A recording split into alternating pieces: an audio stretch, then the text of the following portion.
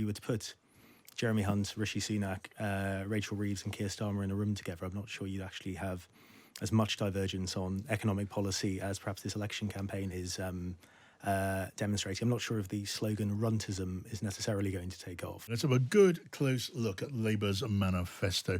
We could talk to Steve Richards, the leading political columnist and podcaster. Hello, Steve. Hi, John. Hi, good to have you here. And I'm also joined by the co-founder of Strand Partners, the former special advisor to David Cameron and Theresa May. That's Nick Hargrave, who's here with me in the studio. Good to see you here, Nick. Good to see you, John. Thank you for joining us. Steve, can I just come to you first? We've been talking on the show today about the limits of Labour's borrowing and spending ideas. Are we looking here at a Labour Party, Steve, which is just simply constrained by circumstances with very little room to manoeuvre whichever way you look at it? Or is Labour tying its own hands here? I think that more of the latter. Of course, even with all the economic problems that they will inherit, you could have put up taxes for high earners, for example. You could have made the case for an earmarked tax, say, for social care or the NHS. But they've chosen not to, in a very 1997 New Labour way. There are kind of 2 or 3 tiny tax rises which have been focus grouped to death, to make sure no one really disapproves of them. And that is it. And so they have sort of chosen to tie themselves in fiscally. In other words, it's a much more radical document than New Labour's in 97. But fiscally, they have chosen to tie themselves in because they think that is the only way a Labour Party can win from opposition. I'm not sure they're right about that, but that's what they've decided. And do you reckon, Steve, that Labour would be looking at these towering leads in the opinion polls had they done what you'd rather they had done, and maybe put more taxes on, maybe on the wealthy, maybe on wealth? I don't get any hint from any of them at the top of the Labour Party who regret being as cautious as they are being on tax. Rachel Reeves, actually her first conversation when she became Shadow Chancellor was with Gordon Brown, who said, just put in place spending proposals that you can show how they are costed, and when you get into power, there is more space to do more. Now, the question is how and in what form. But I say in other areas, a return of public ownership in a sort of cautious but quite wide-ranging way, industrial strategy. It is a more statist document than the New Labour era. So it's an interesting mix of extreme caution and a hint of radical ambition. Yeah. Nick Hargrave, how do you read this? I mean, given the caution that Steve is describing, and Steve rather regrets, Labour has made itself a smaller target for their Conservative opponents. Yeah, I think it's very easy on Manifesto Day to be neggy about politicians and to sort of, I'm not saying Steve is saying this at all, but to sort of bemoan caution, tripping up over themselves, boxing them in. I think you speak privately to any senior politician, whether a Labour politician or a Conservative, and they'd wish they could have a more expansive discussion with the public about where the country is and where the country is going. But the world is the world. In recent times, whether the 2017 election and Theresa May or the 2010 election with Andy Burnham talking about the future of social care, when perhaps slightly more uncomfortable ideas are mooted with the public, for as much as they say they want politicians to level with them, there is often a price to be paid in the end result. And I think the world is the world.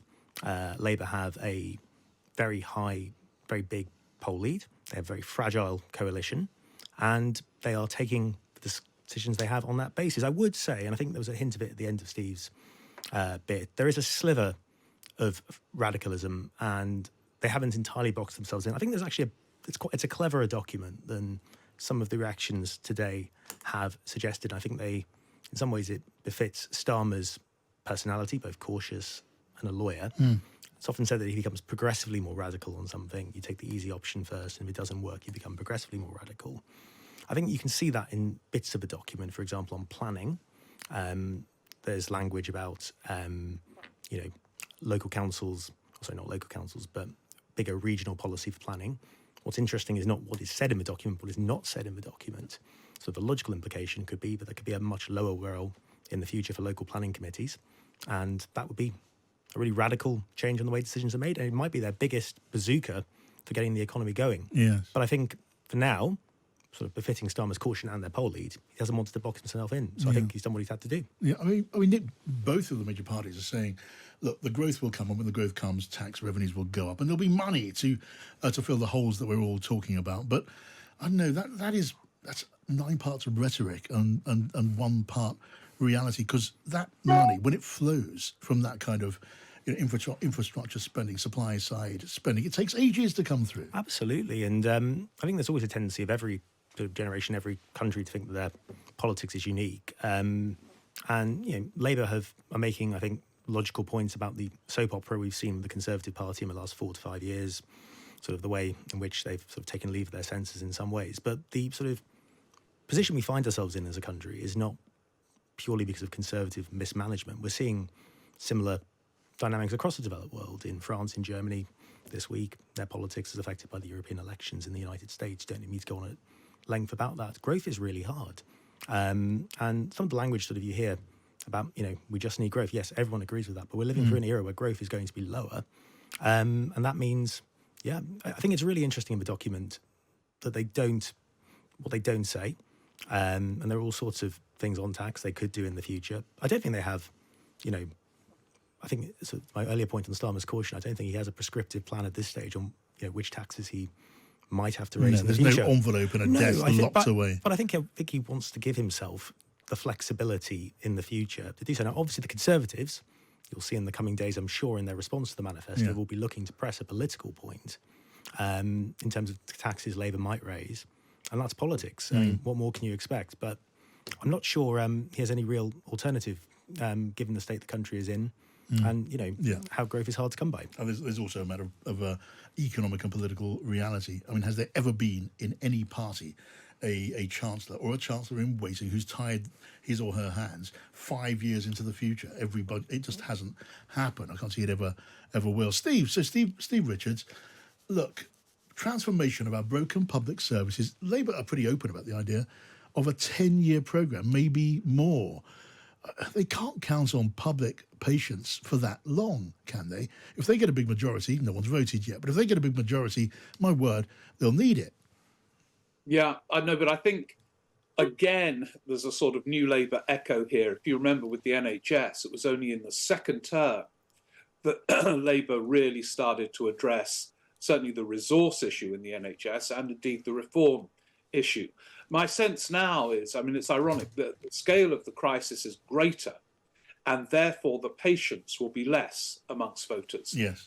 There we saw the one-word manifesto, the one-word slogan, change.